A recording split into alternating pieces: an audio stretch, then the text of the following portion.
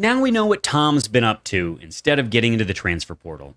He's been working on John Zanton. Fuck. Okay. No, I'm not saying J1. You could try it, Dwight. Just feel it out. We already have so little credibility on names. I'm really hesitant to put Dwight. Now we know what Tom's been up to instead of getting into the transfer portal. He's been working on John Sanderson's kid just to stick it to crazy old Juwan Howard. You're listening to Can't Read, Can't Write. Good enough? It's great. Great. Welcome back, everyone, to another episode of Can't Read, Can't Write, the podcast that proves Spartans can talk. I'm Mike Jones, joined as always by Leslie's Middest, Kevin Greck, and the guy who puts Dwight in Howard, Alex Plum. We shoehorned it in somewhere. Gentlemen, how are we doing? Alex, you want to tell the listeners how you are doing? I'm great. I've never been better. I'm alert and awake and well, mostly well. Let's try number 3 then. Let's try number 3. I did. I took a little sip. It is Little hair in the yes, exactly what we thought. It is very good. Cinnamon and Mm-hmm. Whoa, that's got a little extra to it. Yeah, That's like some full-blown Big Red action. It's a very cinnamon good. Whiskey, all right, boys. Woo. I'm not upset at this. Mm-mm. And this is, I don't think this is the Flying Ace or whatever it is. That Oh, had no. before. I think No, this is something different than the Flying Ace. This is actually a lot closer to Fireball. Yeah, without the syrup to it though. Yep. Very nice, Mike Jones. Whatever this is, someone will have to text him and ask to reveal. Number 3. So, all right. Before we get into the show, we of course want to thank everyone for listening. And if we could ask a small favor, please share the pod with Spartans in your life. Rate, review, and subscribe wherever you get podcasts. And of course, follow us on Twitter and Instagram at Spartan_pod. And if you haven't yet checked out the YouTube channel, comment and like at Spartan_pod. Greg, you did the outline. So Sure did. We're in for thanks it. for the work. Thanks for the hard work. Tell the folks what we're doing today. Well, boys, first we go on the green wall, where football always leads. And there's a couple new young gentlemen in town. And some guys going out of town as well. Then we'll talk about happenings and hoops. We'll talk about some other things, maybe. Anything that catches our fancy. We'll go off Grand River, where we'll consume alcohol. And then we'll take your Twitter questions. Now, what we won't do on this episode, because one of the three of us seems to have misplaced his rankings. Uh-oh. There's no need to say who it was. Very but good. Plum, I think we could probably figure out who your 7th place person is, and I, know exactly who I rated 2 times, but we won't say who it was. There will be one more week before the announcement of the winner of Twitter questions. Of this summer's Twitter question competition. But I can announce the winners from week 4. Oh yeah. Why not? Let's do that. Why not? All right. Let's do that at Twitter questions. Okay, very Keep good. the people waiting. But before we Yes, do they that, should wait. Mm-hmm. they've been waiting long enough. Let's head behind the green wall and the sport that always leads, football. We have a couple high school boys to talk about. So 3-star Bryson Williams commits, I believe, is the 3rd recruit from Orchard Lake St. Mary's. Does that sound right? Sounds Yeah. right. Bryson is a 6'2", 200-pound listed athlete, and by all accounts, like one of the truer, like actually athlete. I think people have said that he'll probably be used in the way that Deebo Samuels is used for the 49ers. Who is the guy who we always RJ Shelton did the short side jet sweeps all the time? Yeah. Is that who I'm thinking One of? of many. Yeah. Keyshawn Martin. Weird thing about this dude, he had offers from different schools, and we'll go over the pure list here in just a second, but they were for completely different positions. He had some to play running back, he had some to play safety. We are probably taking him to be a wide receiver. Like, yeah, of all the athletes that are athletes, like, this is truly a guy at what are the measurables here for our friend 6'2", 200. Though I think his secondary recruiter, so his primary recruiter is Courtney Hawkins. Mhm. Secondary recruiter is Banafa, the running backs coach. Running backs So, coach. like, yeah, Lots of Swiss Army knife on the offense. Yep. And the Peerless, Pitt, Kansas, Bowling Green, Harvard. Could have gone to Harvard, our guy Bryson. So, basically, I believe the he- whole Orchard Lakes team's going to move up to East Lansing after this academic year. But pretty impressive Yeah. academic list, if nothing else. Yeah. I think he also had a Rice offer. I know it's not on the page, but I'm trying to remember what his final three were. But Yeah, I mean, he also had Columbia, Cornell, Dartmouth. That's how I know I'm not going to Dartmouth. Princeton, Rice, Howard. yes, Yale, Howard. Ugh, bleh. So yes, very impressive academic list of schools to offer. oh yeah, Purdue, Penn State, Minnesota, Illinois. Yeah, okay. Yeah, so it's either super elite academic institutions or the Big Ten. So anyway, this is I think by 3-star standards, this is one to be excited about, and apparently deliberated until the last second on his commitment. The academics were sincerely a draw for him. I believe Harvard was meaningfully in the running, and will be attending Michigan State to pursue an engineering degree. So, yeah.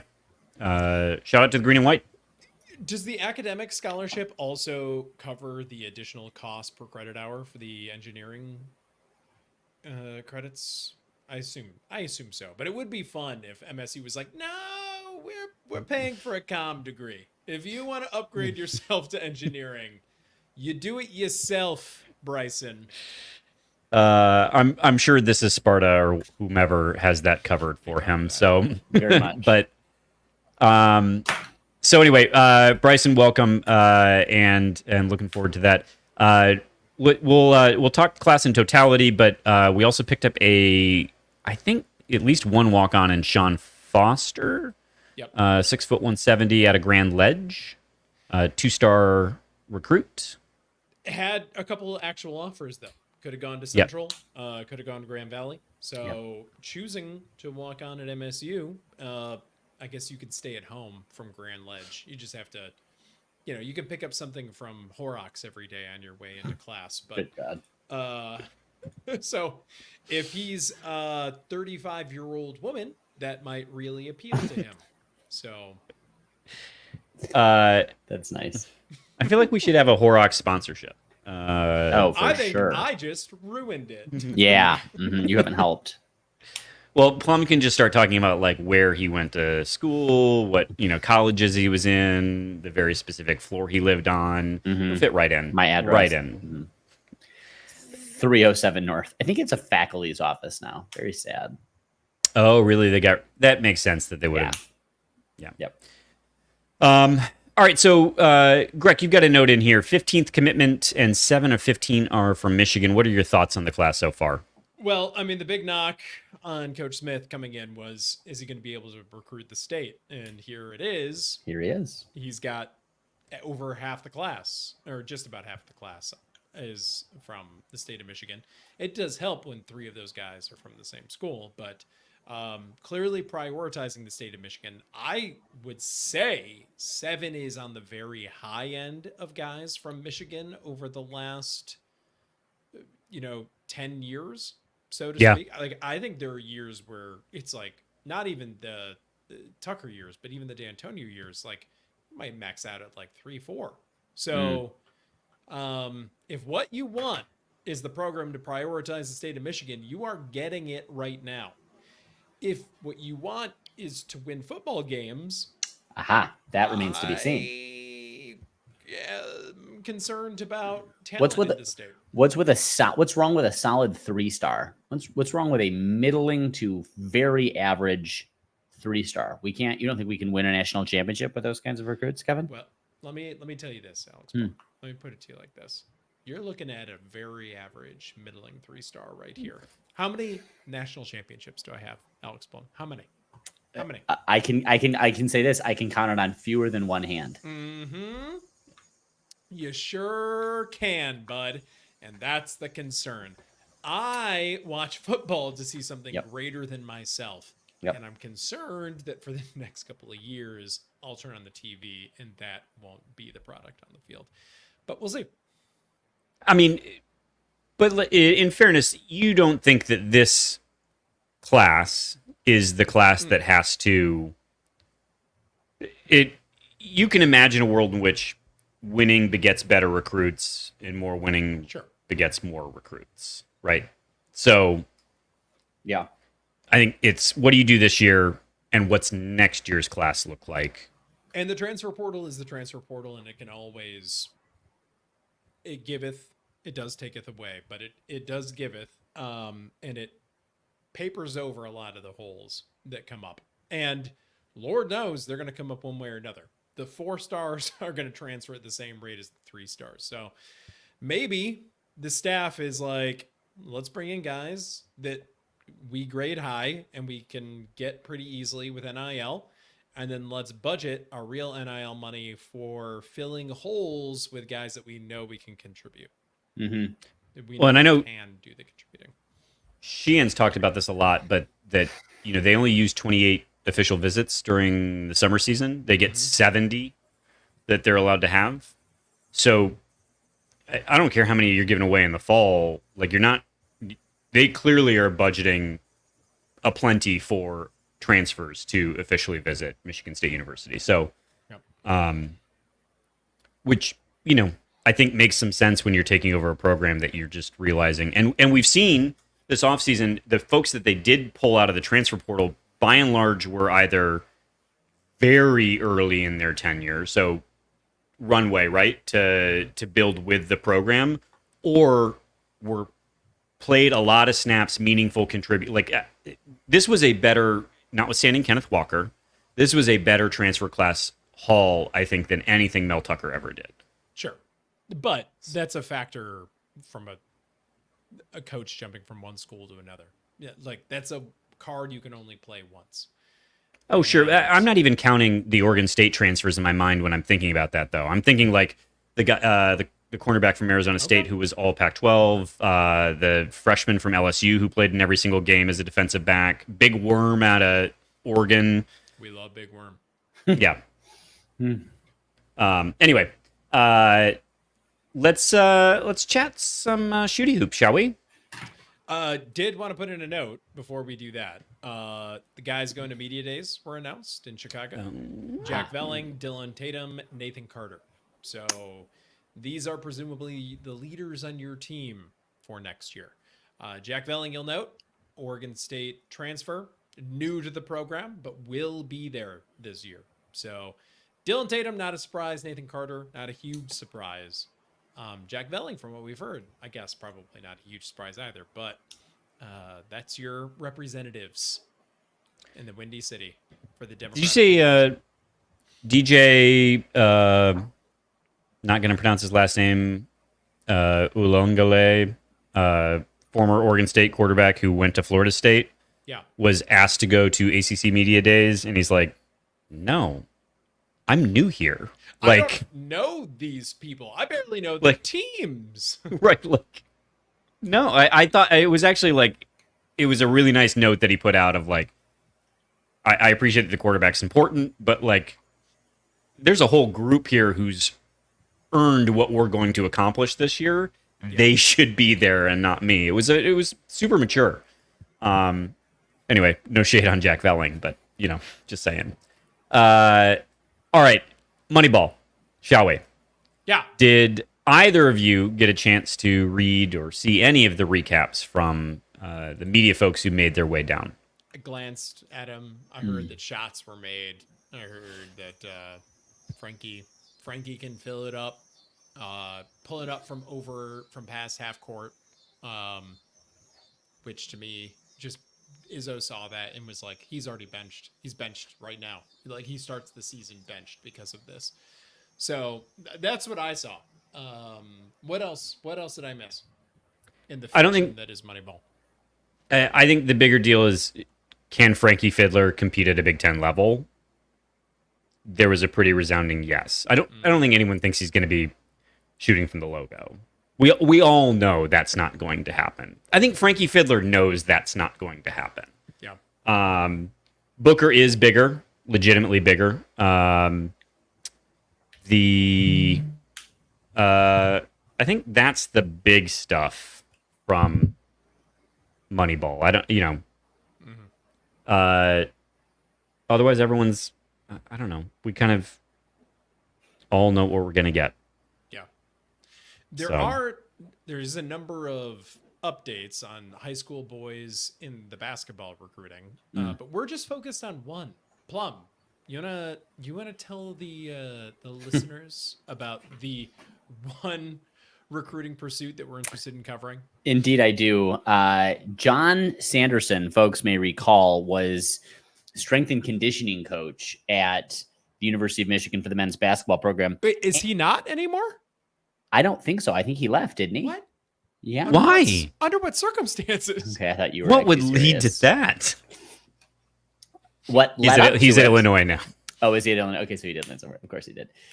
He got, of course, folks will remember, he got into a quite the conflagration with former Michigan men's head basketball coach Juwan Howard over the way that John Sanderson was demanding I think it was accountability and respect from Juwan's son, I believe, Jet. Jace. Was it Jace? So good all around. Juwan, of course, was like, no one holds any Howard accountable for anything. How dare you even Least of all me. least of all me. It's And so- never happened before, and it's not starting today. I think Juwan was, I mean, again, unsurprisingly, no accountability in the moment for that action. And I think the reason for that was because Juwan, in fact, didn't strike John Sanderson in the head or face, as he's been wont to do in many other situations. So good for him. Anyway, John Sanderson's kid was working with former Michigan assistant coach Khalid. Help me. What's his name? No, who was the assistant coach that's at Michigan State now? Oh, Sadi Washington? Sadi Washington. Thank you. Yeah, the article that I read was hypothesizing that there was a relationship between the two of them, and so now that Sure. Sadi's at Michigan State, that's the direct line there. But yeah, so John Sanderson's kid, don't know his name, don't really care, just love the story optic line here. And but yeah, I think fair to presume that the University of Michigan no longer top on his list of schools he might want to play for. So Such a shame. such a Yeah, shame. Jonathan Sanderson, point guard, top 50 kid, right at the 50 mark, and has quite the offer list right now, including the University of Michigan. So, Yeah, Good. Sadi's the one who delivered it, I believe. which is funny. You got your Iowas, you got your Indianas, you got your Michigans, you got your Duquesne, Yeah, you got your- Decanes. your Detroit Titans, Plum. Okay, on the list Demers. here. Got you. Illinois is on here. So yeah, currently rated the number 2 player in Michigan for his class, and we'll see what happens there. But worth keeping an eye on for sure. Yep. His dad, of course, could hoop at Ohio State. Is it worth? I can't help but hear guard, Mhm. and wonder when will Tom Izzo ever offer a center again? Mm, I just yeah. I Don't hold your love breath. the storyline, but like there's not getting old. one. Yep. I don't know that there's one in the 26s either. Wait, is this a 26 recruit? Is Sanderson is a 26 recruit? That sounds right. I mean, he's a couple years out. Okay. Yep, 2026. I mean, the game's moved past big men, Michael. We're all about skills now. It's a skill game. Yet Come on. Zach Edey just went as a lottery pick. So Oh. anyway, well, listen, Jonathan Sanderson, you have the opportunity to do the funniest thing ever. So come on. So do it. Next up, MSU women's hoops. Julia Arielt is coming back. I believe, averaged a double-double last year, or flirted with a double-double last year. It'd be Probably- nice if some of these advanced stats websites did it for women's hoops as well. We're the Yeah. monsters. You know, people Yeah. give us guff about not covering women's hoops enough. We don't have the tools. We don't have the tools. It is super annoying that finding stuff like usage is impossible. I'm sorry. So averaged 15 and 7 last year. So good. But was playing a little bit out of position, I think. Anyway, it doesn't really matter. So either way, big return for Michigan State, and happy to have her back. Was instrumental in last year's success. And we covered last year Lezhnov heading to the team in Chicago. So I don't know that there's any hockey updates for us at this time. We're up to date with all the Olympians. So that's that. That's that. So we should go have a beer. And where should we go have it, boys? Let's play a hypothetical here. Where am I? Because I'm having a beer right now. Let's say you're on the road. Let's say you're in that no man's land between Ann Arbor and Jackson. I'm glad we've settled on that it is like no man's land It out is there. no man's land. Yeah. It truly is. Yep. But I understand that there might be an oasis in that desert. Plum. And it's not the lakes. It's not. the lakes. There's plenty of lakes. Yeah. Plum, tell me, where do I go when I'm thirsty? Where Now, everybody desolate knows wasteland. your name. That's where you go. It is what used to be known as the Clear Lake Grill. Used to be known, not known that anymore, but it is right off of Clear Lake Road, exit something. Yes, just make up a number. 150. 12. Anyway, It's around the 150s. yeah, look at me. I knew what I was talking about. Anyway, it's called Mama's Mercantile and Eatery. And while we can't tell you for sure what mercantilery is for sale, we can tell you what eateries are for eating. And they're scrumdiddlyumptious. Great libations, fantastic cocktails, a mean brunch, but just really great all-around favorites. Great burger, fantastic burger, excellent pizza. Standards, they got specials they put on every night, almost every night. So it's a great place to go. Quick seating, good turnaround, fantastic value, and more importantly, mention can't read, can't write, and your bill is free. It's just a free bill, only free. Mention can't read. They pay you $100 to eat there. None of that's true. Please don't tell them I said that. That's just, but you kind of get 10% off, and that's not bad. It's not free, but it's pretty damn close. So I'm reading here, and the Porch Storms, which is a Maker's Mark blackberries, honey, ginger beer, and mint sprig, sounds delightful right very now. much so. So yeah, Mama's Mercantile and Eatery, Clear Lake Road. Go check it out. Go check it out. We are sipping something cinnamon, and we would like to say thank you to listener Mike Jones. Do listen to have last an week's update? episode. Do we have an Oh. update on that? Check the phone. Check it. Check it. We're doing it live. We're doing it live. Find out. All right. Anyway, listen to last week's episode where we did get the names of what we were drinking live, and they were also fantastic, except for the one that I negged. And listener Mike Jones reached out to say, LOL, LOL. And I said, you wanted the truth? Listen, You and wanted he the enjoys truth. it. No, he appreciates it. He enjoys it. We stand by it 100%. He did clear up that he's not distributing that one anymore. So It's off there the it is. list. And that was because of your lack of Yes. endorsement, Michael. Yes. It was like a Carrie Nation situation, right? She was the one that broke all the bottles. He just pushed them all off the back of the truck as he was listening to that episode because he was like, it's just not up to our standards. he was watching it as he drove and then pulled over. Mhm. It's Cinerator, at CINN, Cinerator, cinnamon whiskey. And I would say I will have this instead of Fireball from now on. So This is fantastic. Cinerator This- cinnamon whiskey. Guys, I've got good news for you. The Cinerator cinnamon whiskey appears to be very affordable over at the old Total Wine and More. 750 milliliter bottle, which is a fifth, right? Yeah. $15. Woo! 1.5. That's a great price. And look at, ladies and gentlemen, look at the color on this. Like, this isn't stained dark. This is a nice, not going to give you a hangover. Well, talk to me next pod, but this is fantastic. Cinerator cinnamon whiskey. Check it out. All right, gentlemen, should we head off Grand River? Let's. All right.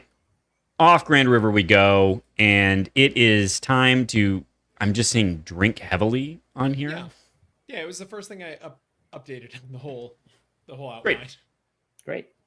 Because what could I have been thinking about? You know, what could have been top of mind? What did I just read about on my phone? Probably nothing. Probably I nothing. was drinking heavily and I've forgotten. So I did see here that you included something about the Third Circuit ruling. What did you all have a chance to peruse the situation? I mean, the gist of it is basically we're getting more and further down the road where appropriate and where they want to be, student athletes can be employees of the institution. And the amateur arguments and the concept of student athlete is deteriorating at an even faster clip than before. But this isn't a huge surprise. I mean, I think we agree that this was inevitable, something resembling this.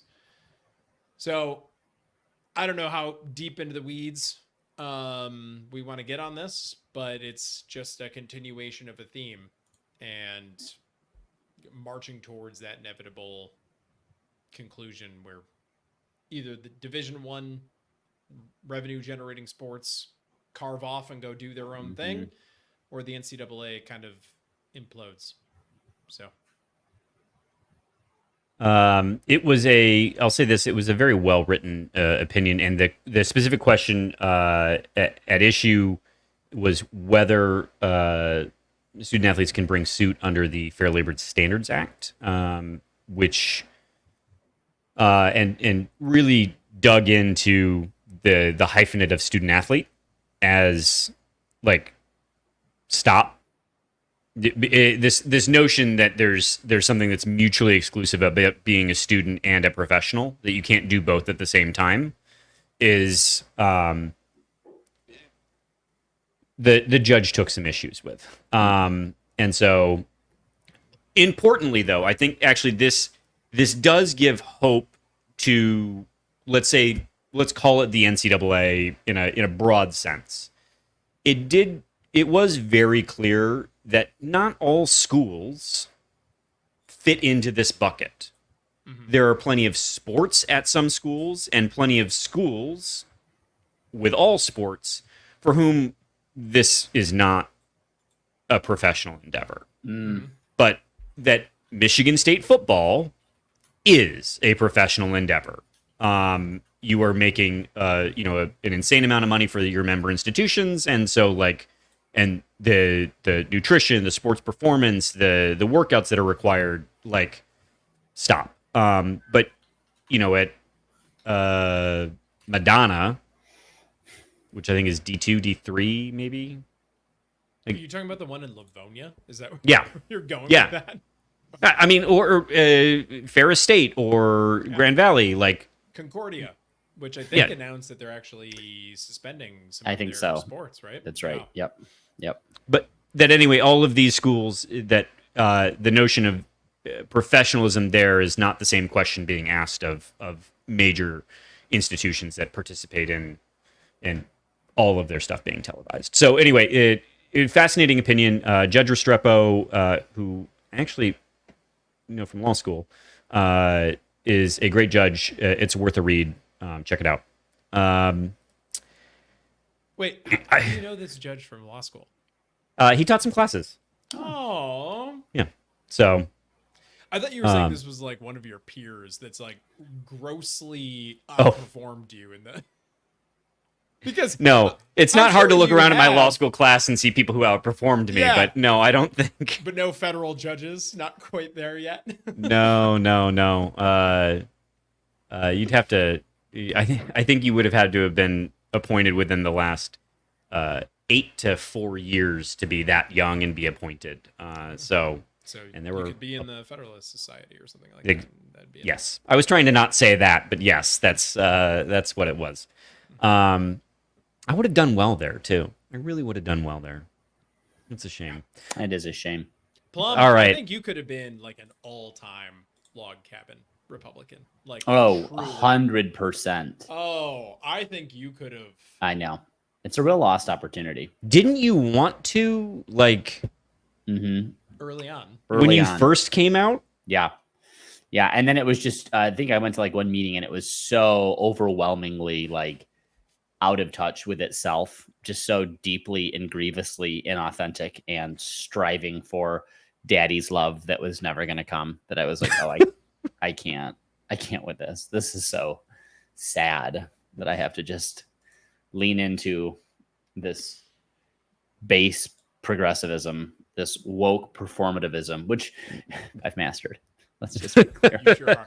You're, So- you're definitely that meme of the like smiling mask on top of the crying. Yes, that's 100%. That's where we're at. Yes. Yep. Yeah. Good. That's great.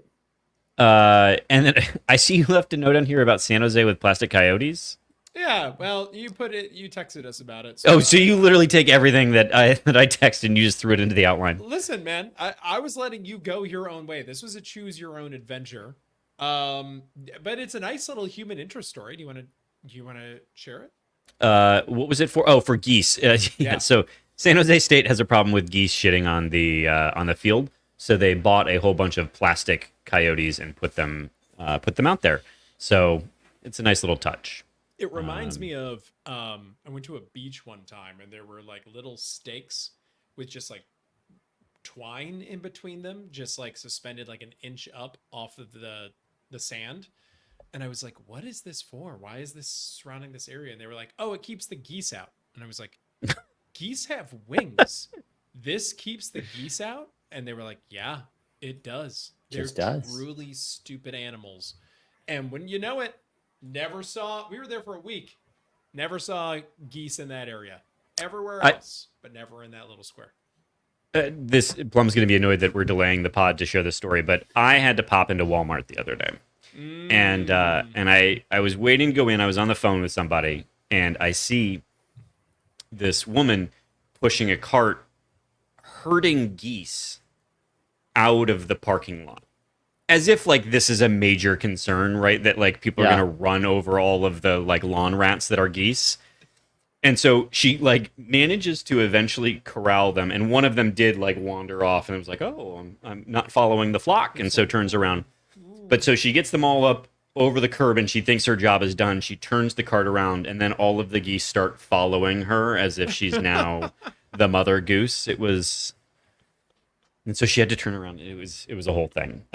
Also, just don't mess with wildlife. If they're meant to die, they're meant to die. But anyway, People say that she's still there right now. Just like, please. well, I'm sorry. I forgot the best part. So I only notice her, but then I see she's with a man who walks out and collects what appears to be a dog watering bowl that clearly was for the geese. At the Walmart parking lot. Yeah. It was a delight. Made my day. Sounds silly. All right, let's do these Twitter questions. And just a reminder, you can participate next week at Spartan_pod on Twitter, Instagram, or you can, of course, email us at can'tread.1855@gmail.com. Let's get into these. Listener Mike Jones up first. A hot dog is a hot dog. A coney dog is a coney dog, but is a Chicago dog a sandwich? Oh, God. That's actually a good question. And I think the answer is yes. It's got When a does lot it on it. become so is we're taking the hot dog and we're Yeah. putting all of the elements of the Chicago dog on there. Mhm. The onions, the pickle spear, Yep. the relish. No, there's no relish. The mustard, the celery salt. That's what I wanted. At what point does it become a sandwich? Is it when it's complete? Is it when you put the peppers on it? Is it when you put the sliced tomato? Like, That's a good question. You're asking the right questions. when, Plum? Yeah. I'm asking you. My Yeah, man. no, you're asking the right questions. I don't have answers to them. I think it's the pickles. I think it's the pickles. I think the pickles make it what it is. But that's different than a relish. Oh, it's very much. No, you're talking about a spear. They've got spears. Yeah, oh yeah, no, I'm familiar, but Oh, you know, mhm. What if I took just a raw dog, bun, hot dog, threw a spear on there? Is that Yeah. a sandwich? wait, you took a what? A sandwich has to be closed. So if it remains open, A raw know. dog, Michael, from noted East Lansing hot dog eatery. Not a sponsor. University Wiener, who has interacted with us on Instagram multiple times, mhm. which is an accomplishment because there's not a lot of content on there. So when they've had the opportunities, they've taken them. Their plain hot dog is called the raw dog, which you would know if you had bothered to go down there while you were in town. There it is. Haven't had the chance. Anyway, Mike Jones, you've asked the riddle of the Sphinx. I don't know what to tell you. Next up from Mike Jones, Greg Berhalter was fired. Should Plum Alex lead us to glory in the 2026 World Cup? Honestly, it's a great question and not a bad one. Mostly because I would be so ineffectual at coaching. One would think, having refereed at the level that I did, that I would have picked up something in the way of like technique, tactics. No, the answer to that would be a very, very clear no, as demonstrated by the number of times I've gotten hit by the ball while refereeing. Does wholly any of that unable matter to though? predict. If you're able to verbally abuse them into performance? Well, and again, a lot of this is about sheer manipulation. So if you are able to do that, and then mind game, I could be strong at that. I could be very, very strong at that. Could you work the ref? I would be the best at that. Fewer would be better than me at that. Yeah. What is Could you the- just hire somebody to do the coaching and because that's right. you have to be That's the right. coach to yell at the ref, right? Like That's you right. have to be. You got it. That's it. No, I think that's the play. I think that's it. I think you hire the tactical. It's like a CEO gig, right? You're not really good at anything. You're good at all of the things, That's- right? That's it. Well, you're good Well, at one thing. You're good Yeah. at ingratiating yourself to the board. That's what you're good Good. at. That's good. That's good. Plum, imagine someone paid you some consulting hours for a Sure. brand new head coach, and Sure. your job was to make them understand the best way to deal with a ref, bend a ref to their will. Mhm. What would your curricula look like? How would you approach the give me the syllabus. Mm-hmm. It's always asking questions. The I'm just asking questions. I'm asking questions. Are you sure? Are you sure? And I think the second thing is you attack consistency. If you can do those things, if you can inject enough doubt and get in enough consistency pieces, while remaining, calm, Asking questions. asking questions, you'll never be able to rise to the level of a sanction, which could get you in trouble or ejected or something like that. But it would do a lot of mind fucking, and that's really all you really want to do. The other tactic is the other side of that though is just you're very friendly. The most friendly you can be to coaches, it does really work out for you in the long run. If referees like you as a coach, it becomes there is like a subliminal like, oh, it's a close one, or I mean, you referee the game, so it's not like you're calling favors for a coach per se, but I do think it does, like, you're more conscious when the foul count is getting imbalanced.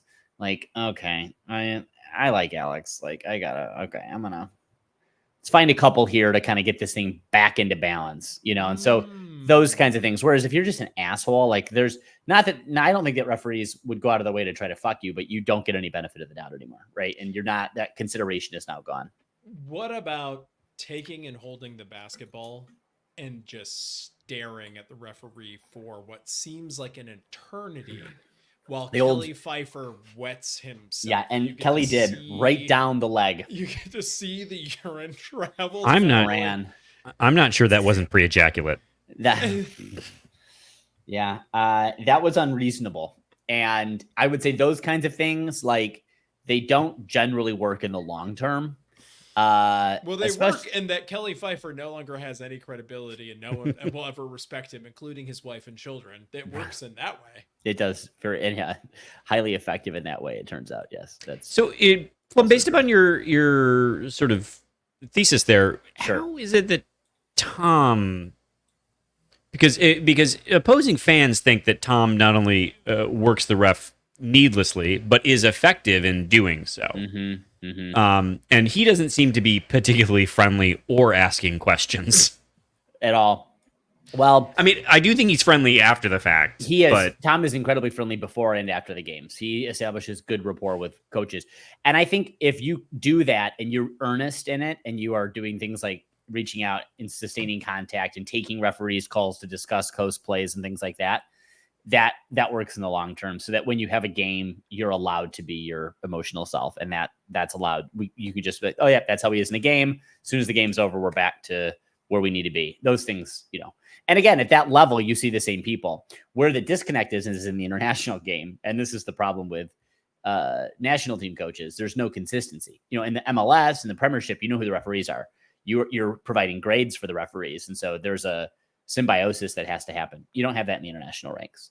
The coaching turnover is too high, and the international referee turnover is too high. And the idea that you'd get the same crew more than once, very, very, very unlikely.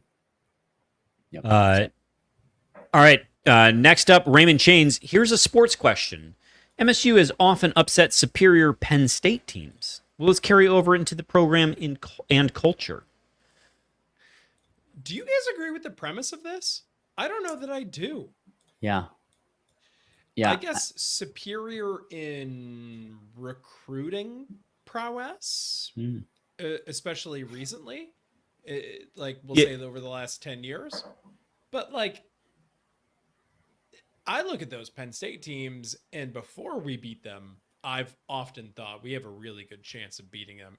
When we beat Penn State teams, it's never like, we're going to get trounced today, and then we pull one out. It's, I expect to be in these games, and then we are in these games, and often we do win them. So do you guys agree with the premise of this question?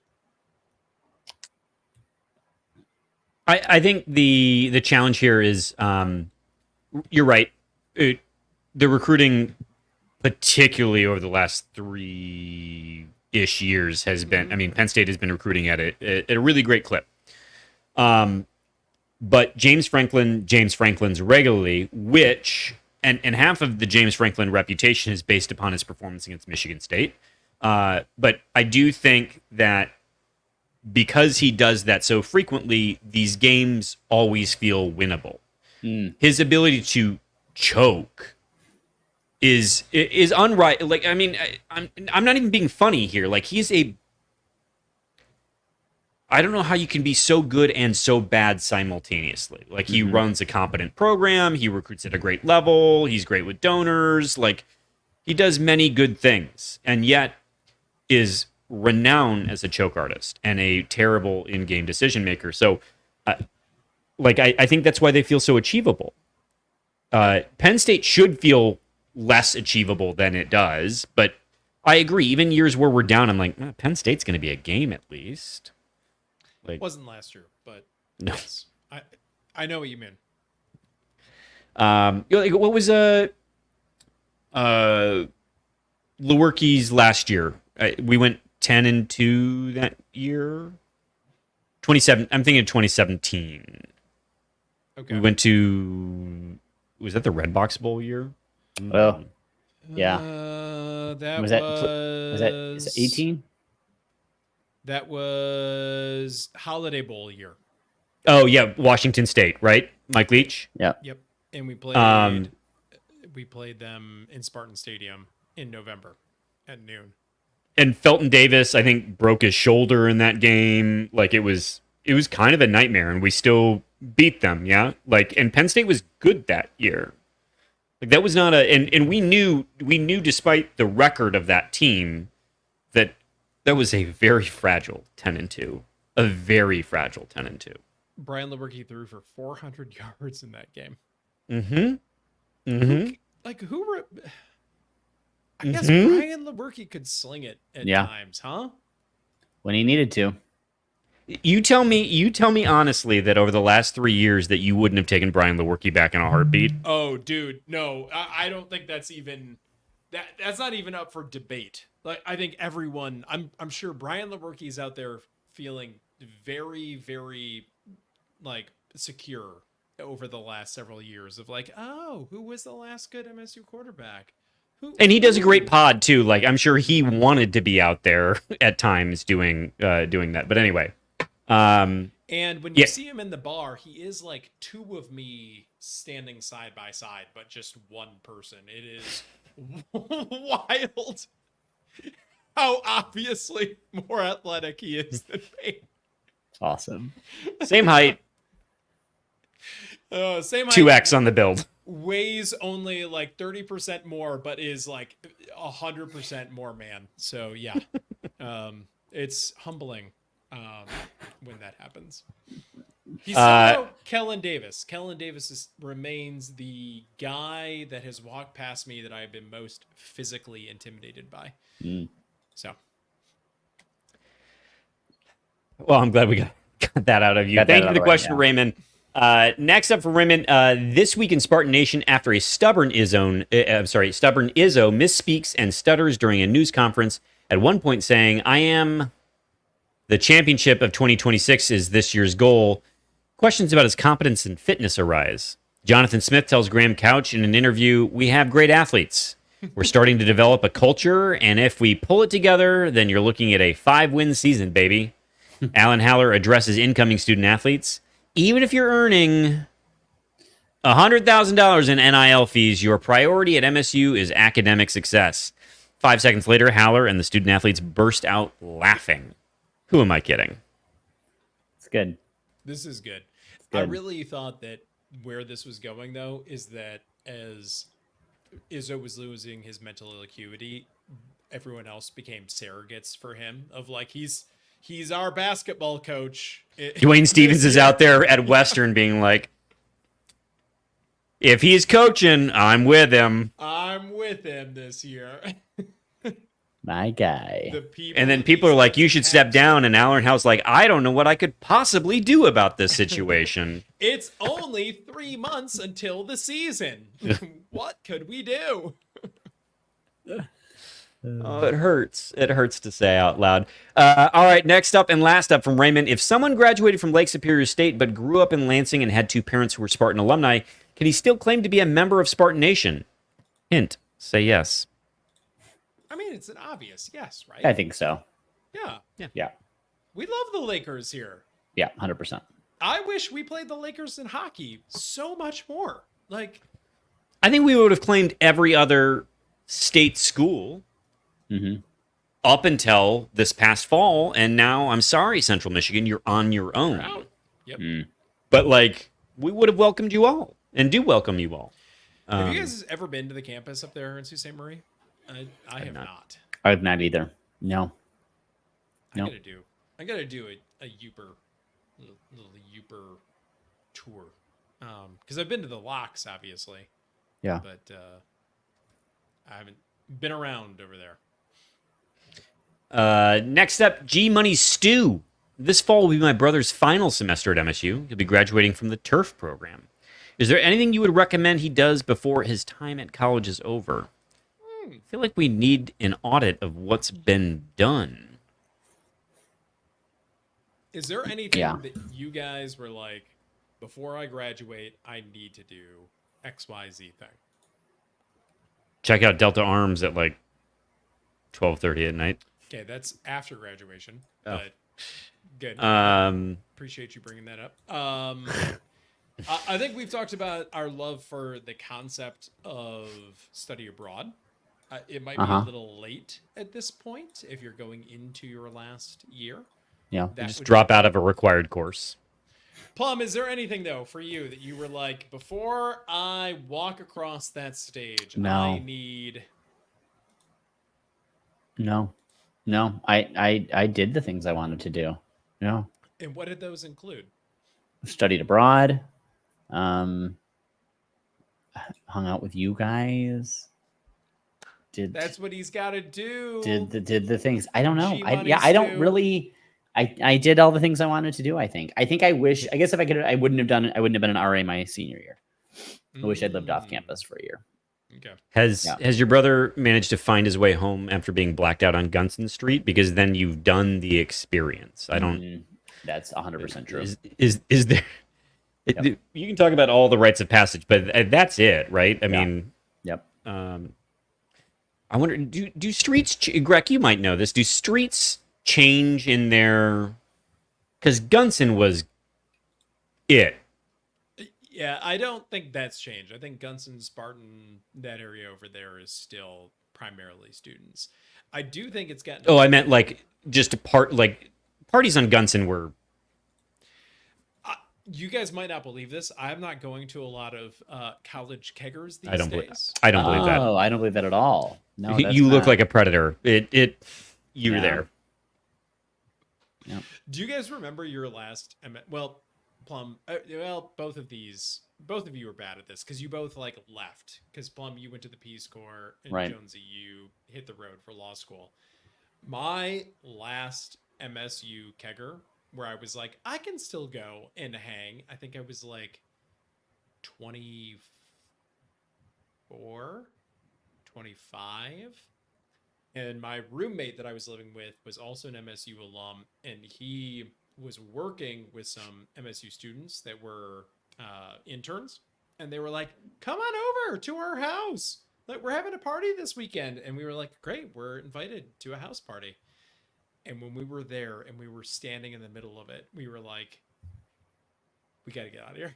This is the last We one. shouldn't be doing this. Yeah. This is it."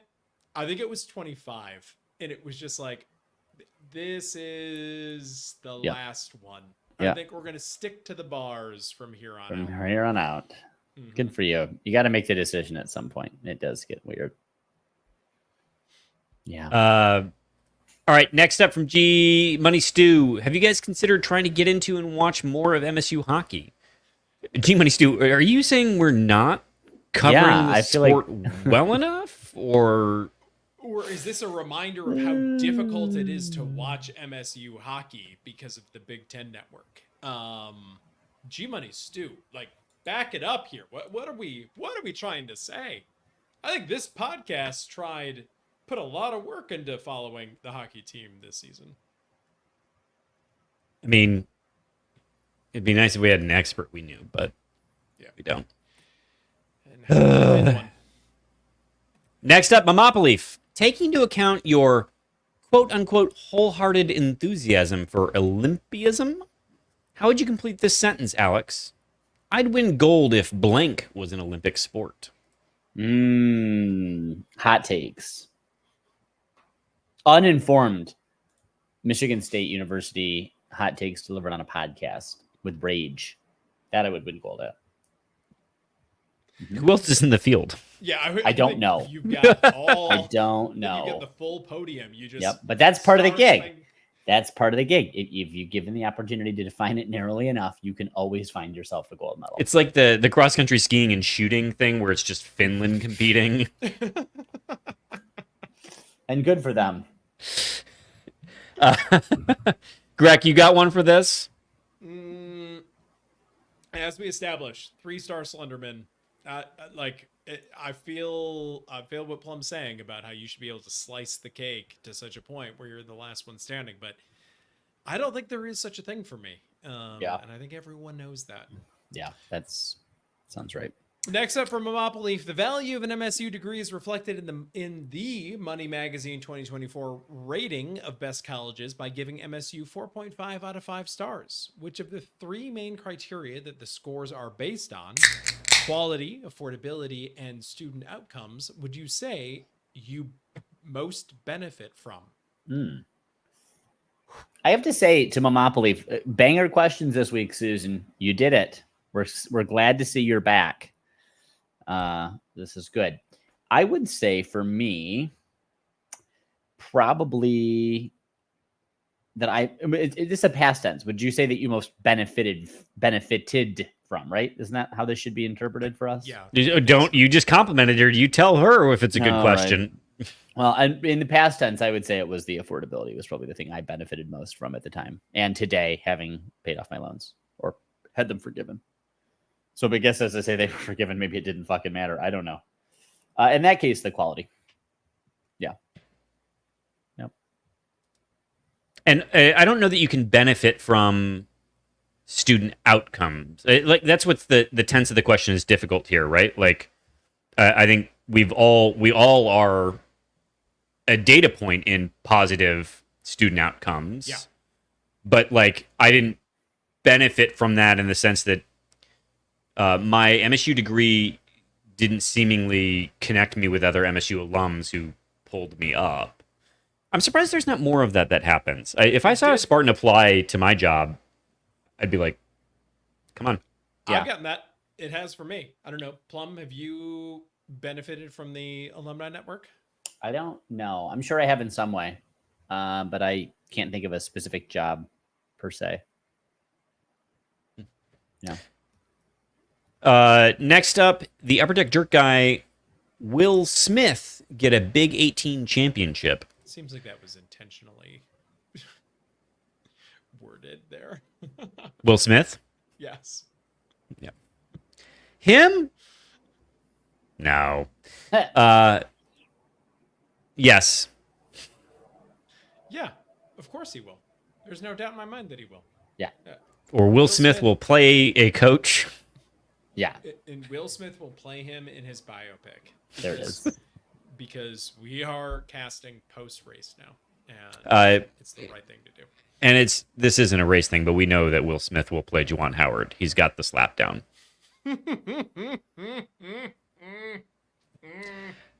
All right. Next up, Upper Deck Jerk guy. Why are we so enthralled with sports? If you really step back and look at it, it seems like a complete waste of money to watch grown people play kids' games. I refuse to look in the mirror. Yeah, what Yeah, are you I'm going to do not. with your time, Upper Deck Jerk guy? You're going to go read a book? Yeah. Unlikely. Also, what's the point of music then? I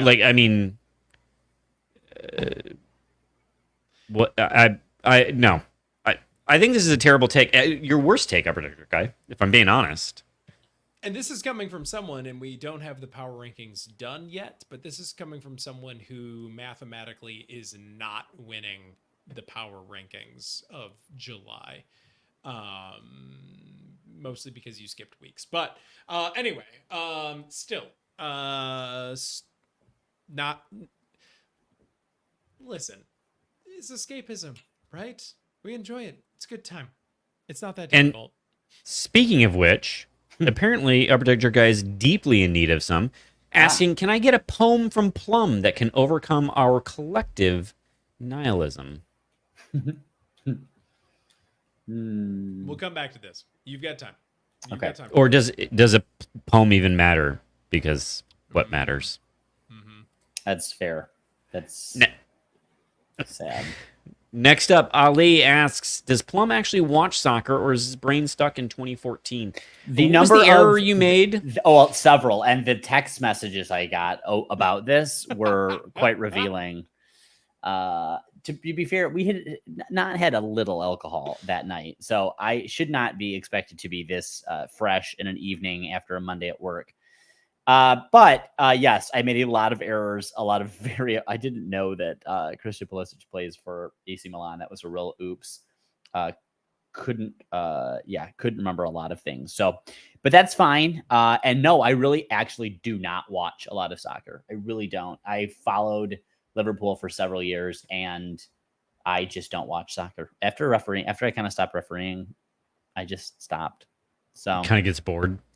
it's not even that. I don't know. I just I haven't prioritized it. I guess that's the thing. It's not that I don't. If it's on, like I'm in a hotel room somewhere, I'm like, it's on. I'm definitely watching it. I watch it at the gym a lot. But like I watched a lot of the Euro at the gym, Euro Cup. But real indictment on yours truly here.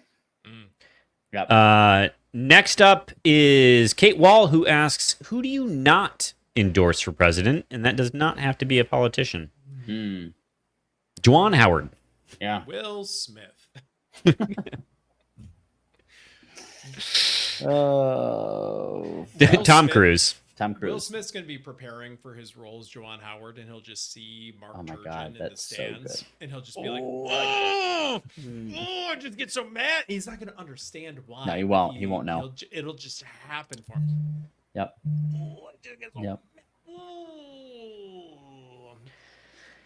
Next up is Thomas Zambiasi asking, what game day would you rather experience? Noon opener with pre-existing sunburn or 40 and rainy with a sinus infection? Do you hate yourself, Thomas Ambiasi? Like, This is what like a are Dom you Garrett wet doing blanket. here? Yeah. Jesus Don't Christ. care for that. Oh, is there a third one of these? Is there another one of these situations? Also, he hasn't said what the temperature is on that noon opener, so I'm going to take the noon opener. It's a chilly day. I'm wearing a hoodie. mhm. I'm getting out of this. Oh, the pre-existing sunburn. My word. Next up from Thomas, how many single dollar bills do I need to mail to Alan Haller to get Jose's Cuban sandwiches into Spartan Stadium? Are you guys familiar with this place? No. Cuban sandwich place in Lansing, inside of a gas station, makes a great Cuban sandwich. Okay. Thomas knows ball over here. Why didn't you take me there the other day? Because you got to drive over there and you walk into a gas station. I'll take you. I will gladly take you there next time. I love food. Yeah, I will. Remind me. We'll go there next time. I mean, there's a lot in Lansing, Michael Jones, that you and I have not sampled yet because we have such proclivities for the bars in East Lansing. And this is one of those things. And I would love to see Jose's Cuban sandwiches. I mean, the gas stations are already there in Spartan Stadium, so it fits. It works. They got right? rid of them. They need to bring them back. That's right. If they bring them back, maybe then we'll get Jose's Cuban sandwiches. All right, I'm going to start budgeting for Lansing only outing. Uber budget. Don't need to budget that much. That's the beauty of it. Ubers. Next up from Beth Amaro, and there's only Ubers. one person that this could go to. Mike Jones, it's 46 days to kickoff. If you could whisper directly into Aiden Child's ear, how would you help him prepare?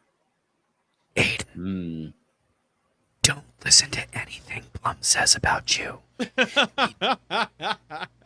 He does love you, and he wishes you much success, Only success. and does want your kneecaps healthy, Yeah. despite what he said. Despite anything I've ever said, Aiden, just deliver. Just deliver. In seriousness, I don't. He seems honestly. He seems like somebody who is not obviously got to a level of talent that he's at because he has a competitive backbone. But I'm not worried about him trying to do too much. Like I think that would be my worry if I'm him, is that like the team might suck. Don't do anything to jeopardize your career. And don't make it worse by trying to play hero. But like those would be the things I'd be worried about, is that throws picks needlessly because the rest of the team sucks, and instead of just eating it and live to fight another day, or running needlessly, blows his knee out. Like those are the things that I'd worry about. So like I would tell him to play loose and just know our expectations for this season are Mid. Captain Mid. Correct mid. And because I'm not a monster, Plum, anything you would add to Beth's question here? Which was really for you. No, I think that's it. Beth, you're right. It would just be, Aiden, I know you can do it, but you have to do it. whatever Jones said is a lie. I will kill you if you. I will kill you. It's the league or death. So that's it, really. Fair. And I think we can all agree that that's fair. Next up from the Key Ski, guys, Tigers game or Pistons game? Tigers, for sure. Is that What's even the a weather? question? What's the weather? I don't even care about the weather. I'm with Plum. It's Tigers game like 99 out of 100 times. Yeah. It would have to be the NBA championship for me to choose. I don't know who's the other team. It might be fun to watch the other team. Except for they're probably sitting their starters because it's the Pistons, and you're not actually going to get to see Steph, nail threes. So It's Tigers game for me as well. Next up from the Key Ski, why is the east side of northern Michigan so bad, but the west side so good? I don't know if that's true. I think there is more money historically on the west side because of all of the Chicago wealth that would drive up that way, and that developed faster. But the lakes on the east side are nice. I mean, obviously, the west side of the state's beaches are some of the best ever, but Lake Huron has not nearly the level of erosion that's currently facing the Lake Michigan shoreline. So, in some respects, much more stability there. But Cadillac's not bad, or not Cadillac, sorry. Sheboygan's not bad. Mullet Lake, Burt Lake, they're very nice. They're east side. Escoda. Escoda, Tawas, Augrey. I grew up going into Augrey. That's my grandparents had a cabin, so I have some. So my initial reaction to this was the beaches, but educate me on this, Plum. The beaches on the east side are also good? They're not like the west side beaches. They're rockier. There's more stones and rocks and stuff, but they're sandy. I mean, they're not. And there's rocky soil and rocky beaches on the west side too in places. Yeah. But generally speaking, I think it's also because it's like the west side is the sunset beaches. I think there's a little people like that has its little thing like sunrise. Who cares? So I think that's part of it. I think that's part of it. Yeah. But I think we can all agree that you should just go to Kavanaugh Lake off of Clear Lake Road and go to Mama's Mercantile. There it is. Well done. A swamp. Man. And finally, the Key Ski asks, have cars destroyed cities? Not walkable, parking lot hellscapes, Walmart, etc. Okay. I'm going to go ahead. Coastal Elite here. Hand up. I don't know what you're talking about, Keith. Like, cities are great. Cities are fantastic. Like real cities. They'd be better. They'd even be better without cars and traffic and that kind of stuff. I don't know. I mean, Philly, New York, like I don't think the traffic ruins any of that. Like, these are very walkable cities. DC, not quite as walkable, but still fairly and accessible via public transit. Boston, walkable, accessible via public transit. Like, I don't know. It's the jabronis from the burbs who are driving their cars around. It's not anybody who's from the city. So, and with no disrespect intended towards Plum's hometown of Detroit, but like that was a town built on motor vehicles. So it is, and geographically is there a city? What LA probably does it in terms of square mileage. Houston maybe, Dallas Fort Worth, but like, I mean, you're in the ballpark of major metroplex in terms of its geographic square footage, but zoning solves a lot of problems. Like if you have mixed use land so that you can have a bodega or a grocery store and apartments on top of it, like parks, schools, office built, like mixed use goes a long way. There are cities that choose to be broken by traffic have made that choice. They don't build community and they don't build accessibility. And when you are a city built on like 4 to 5 lanes as a way of egress, like you're going to have a broken city that's not lent to community. So I don't know. It would be important for us as alt-left virtue signalers on the podcast here to point out there are times where cars have literally destroyed cities, like where they go and destroy communities to build 7-lane highways through them, which they did in Detroit and Lansing and other locations as well. So and those are cases where yes, literally cars have destroyed cities. Sure. But I think on a day-to-day, like, human civilization has always had roads through areas, and those have always been traversed. It's just like it's cars now instead of buggies or whatever, or you know, whatever the other, choose your wheeled carriage of the day. But Kieski, come to Philly and tell me, with all the cars driving around, that it's not walkable, and there are no Walmarts. You got to go long way away to go find your Walmart. So There you go. plug for Philly. done. Philly's great. All right, gentlemen, it's been great. We have a poem. We have a poem Oh, all right. to overcome your collective nihilism. It will be base and prurient, but I will do my best. Will The- blow my head away. Yeah, well, blow something away. The news has been a huge bummer. Too much of it will make you grow dumber. So put down your phone, take a walk, but don't go alone. Have a friend in the woods give you a Hummer. It's the best I could do on short notice. Okay, You got there. I did. I landed it. So, and if that doesn't overcome at least your individual nihilism, then will anything really? Then there's no hope for you. That's right. Take your friend to the woods. This feels like what's Possum Kingdom? It feels like we're in that neighborhood and just taking them. Anyway. Yeah. All right, gentlemen, it's been real. We are 47 days away from kickoff, and truly, it cannot come soon enough. Go Green. Go away. Go away.